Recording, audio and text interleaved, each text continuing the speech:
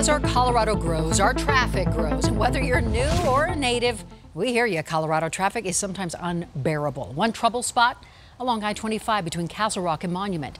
It's one of the only spots where I-25 is 2 lanes, and the bottleneck can turn a weekend getaway, well, into a bumper-to-bumper nightmare. Well, Denver 7 is committed to helping you navigate these challenges by getting to the heart of the matter. And right now, we know there are plans to expand I-25, but a years-old lawsuit is slowing things down. Denver 7's Jason Granauer shows us how, like so many of the challenges facing our Colorado, this one can be traced back to TABOR.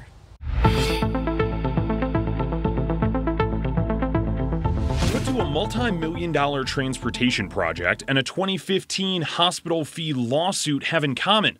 One could put the brakes on the other. We can't base our activities on the ends justify the means. The TABOR Foundation has an open suit in Denver District Court challenging the way the state pays for some of its major projects, known as Bill 267. Here's how it works. The state sells government buildings, uses that money to borrow more money to the tune of hundreds of millions of dollars. They should have gone to a vote of the people and said, we want to put you $2 billion in debt.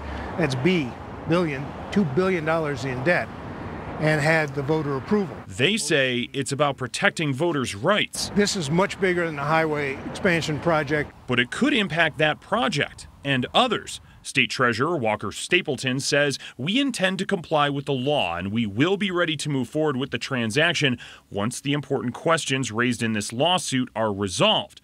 It's basically a domino effect. The TABOR lawsuit against Bill 267 means the state treasurer can't give out that funding to agencies like CDOT who want to expand I-25. Shovel in the ground is dependent on money coming in from 267, and so that's a process that we'll continue to wait for. 250 of the project's $300 million price tag comes from these now challenged funds, meaning if that money is tied up in a lengthy court battle, the likelihood of that project moving forward on the schedule that we had hoped for, which is really to start construction this summer, would go on hold. We are not trying to slow things down or damage things.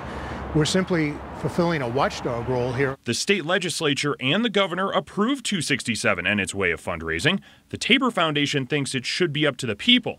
So I-25 waits. Now, there are other CDOT projects in our Colorado that are supposed to be funded by 267 as well, including an express lane into the mountains on I-70 West, improvements to I-25 up north, and others. And this lawsuit does have a trial start date. As of right now, it is late October. We could see a resolution before then, but the TABOR Foundation people say it could be 5 years before an ultimate decision is made here. Just adding to our frustration here about driving. All right, Jason, thank you so much. By the way, we want to hear from you. What does your Colorado look like? And we are listening. You can email us at ourco@thedenverchannel.com.